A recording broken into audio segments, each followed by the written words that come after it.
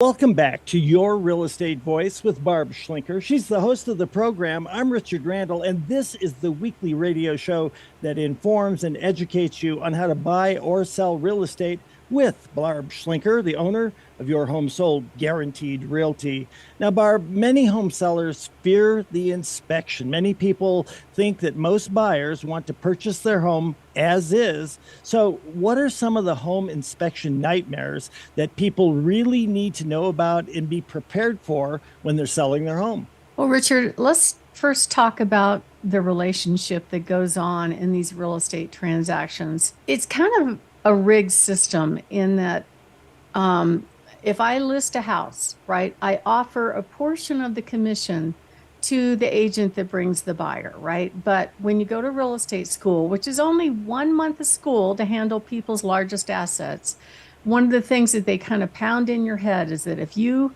sign an agreement with a client to be what's called their fiduciary, it means that you have to put their needs ahead of your own. Okay. And so many agents out there will sign an agreement with their buyers to try to do what they perceive to be putting their needs ahead of their own, which in their mind, it means I'm going to get stuff from my client. So it means they're going to try to negotiate the price. It means they're going to try to negotiate concessions.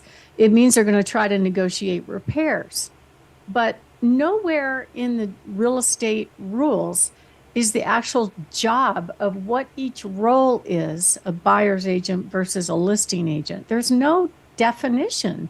There's no task or things that are required to be done by each side. There are some industry norms and standards, but there's no real rule. Did you know that, Richard? No, I had no clue at all. It's like, I've never seen anything like it. I spent 32 years in the Navy. I was an airline pilot. With every one of the roles that I was in those jobs, there were very specific things that I knew I was supposed to do in order to perform those jobs. But it's not so much in real estate. So there's a lot of assumptions and there's a lot of perceptions. So a buyer's agent job is not necessarily defined, which has presented some very significant problems for me when it comes to the agents and inspections. So what it says in the state contract is the buyer has a right to do what they call their due diligence, to find out all they can about the home, and they have an opportunity to either move forward with the contract or bail out of the contract if the home does not meet the criteria as far as condition for their purchase. In other words, if they do their inspection and they find out that it needs too much work that the buyer does not want to take on, they have the option to get out of the contract and get their earnest money back. But the behavior around inspections is not defined. So you would not believe the stuff that I see go on with these agents. Some of them, I've got one under contract right now where, first of all, the agent never showed the home. Somebody else showed the home. Some other agent showed the home and wrote an offer. And the buyers fired her, went to this other agent. So the agent never, ever left her fuzzy bunny slippers to go see this house. So the first thing out of the gate when we go under contract is, hey, I want to do an inspection on Sunday. I'm like, oh, we got a party foul right now. First of all, I'm not going to staff something on the weekend that I don't have to, right? And I said, are you going to be there? And the answer was, no, but the inspector will be there and then the buyer might show up in the end. How's that for you? Would you like that, Richard? That does not feel like I am valued very much if a person were to tell me that. Yeah. So think about it. You're supposedly representing this buyer, but you're not even there to help the buyer do their due diligence, right? She thought it was perfectly okay, especially since she's not in the local market, to let these other people show up. Well, the problem is in the state of Colorado, there is no license to be an inspector. There is a license to test for radon only. That's something new. But there is no license for somebody to come to your house, go through your house, take things apart, go up in the attic, run sewer scopes, pull toilets, some of the stuff that I have seen.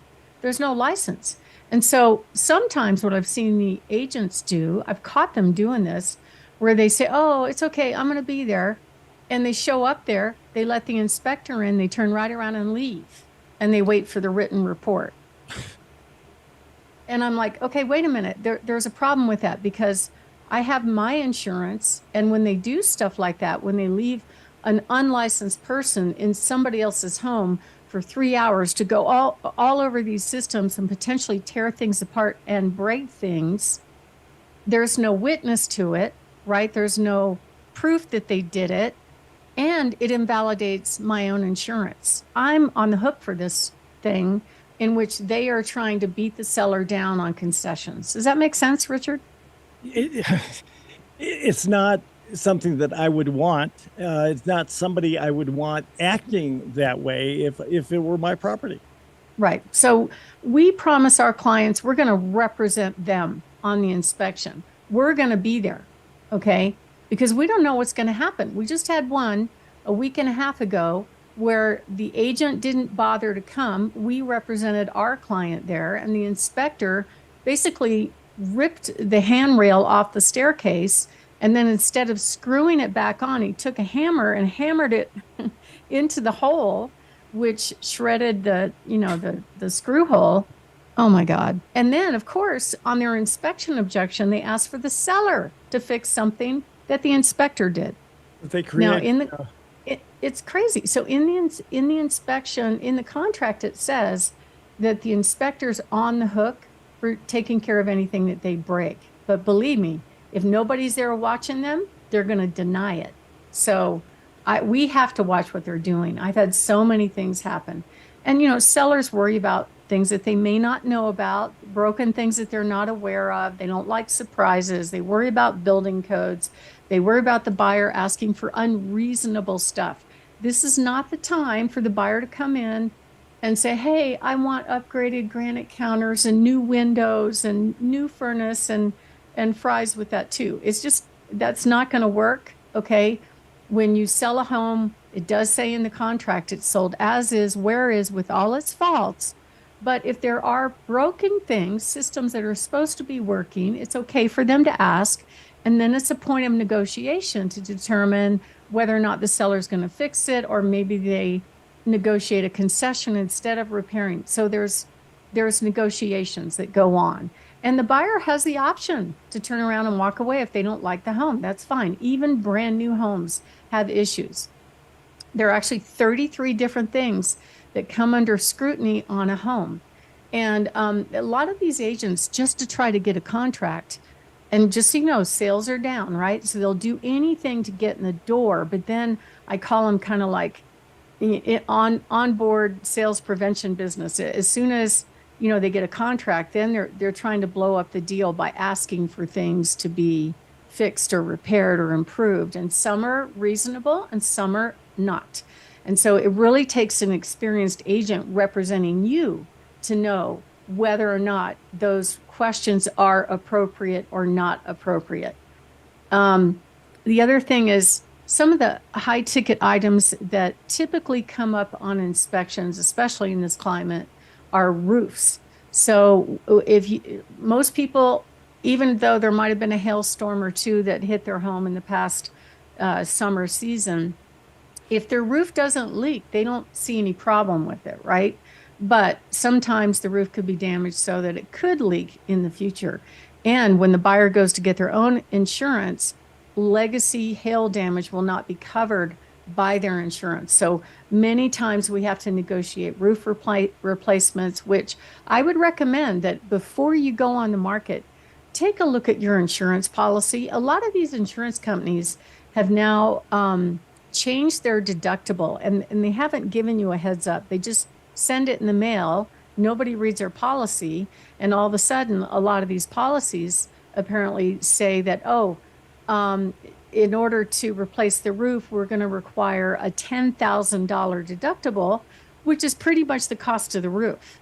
So you have to really pay attention. I would check into your insurance company before you go on the market, or at least have a roofer come out and take a look at it. Furnaces, if they failed, will have to be replaced, but they can be repaired. Water heaters, if they failed, many times they have buyer's agents actually ask for a water heater just because it's old, or a furnace just because it's old. Also, sewer lines, septic, all that kind of stuff can come under scrutiny. So that's part of what we do, is we help our clients decide what are the responses to these inspection objections or not. So if you are thinking of making a move and you'd like to get somebody that has your back on inspections, give us a call at 719-301-3900 or go to barbhasthebuyers.com. Richard?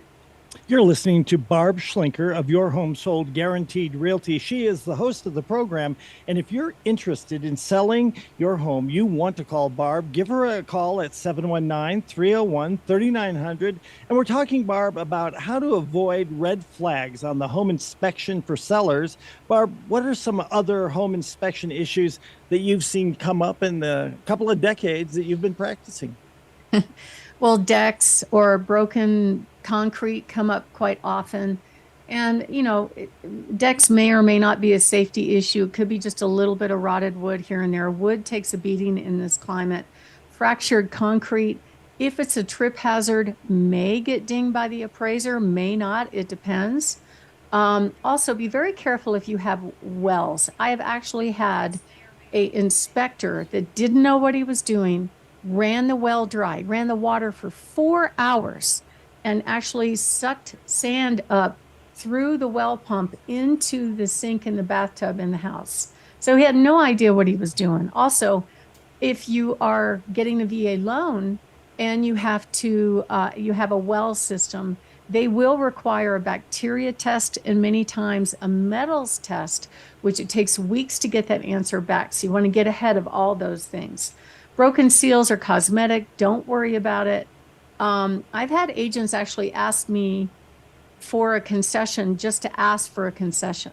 Like, I talked to one agent and I said, really, are you guys going to blow up the deal over $1,000? And he goes, no, but I had to ask for something. So, I mean, there's some crazy stuff that goes on, and they don't pay attention to inspectors. They assume that these unlicensed inspectors know what they're doing. Okay. And a lot of times they don't. I've had agents have a pizza party during the inspection where I get a call from the seller going, why is there pizza being delivered to my home during the inspection? It wasn't one pizza, it was 4 pizzas and a bag of wings. So they thought they were going to squat in the house. I've seen inspectors tear apart pedestal sinks and cause a leak. They're a leak. They're not supposed to tear apart things. I've seen an inspector catch a log home on fire. That was scary. So here's the thing. The best case scenario is to hire an agent that has experience with this, that can help you get ahead of these issues. And part of what we do is what's called our certified pre-owned home program. Let me say it again. Our certified pre-owned home program, in which we take care of making sure that you're prepared for that inspection by doing a pre-inspection and offering a warranty to the buyer. So if you are thinking of making a move, give us a call at 719-301-3900 or go to barbhasthebuyers.com. Richard? You're listening to Barb Schlinker of Your Home Sold Guaranteed Realty. And if you're thinking of making a move, just call Barb at 719-301-3900 or visit barbhasthebuyers.com. We'll take a short break. When we come back, we're going to be talking about the top 12 steps to sell a home and to do it the right way. Stay tuned for that.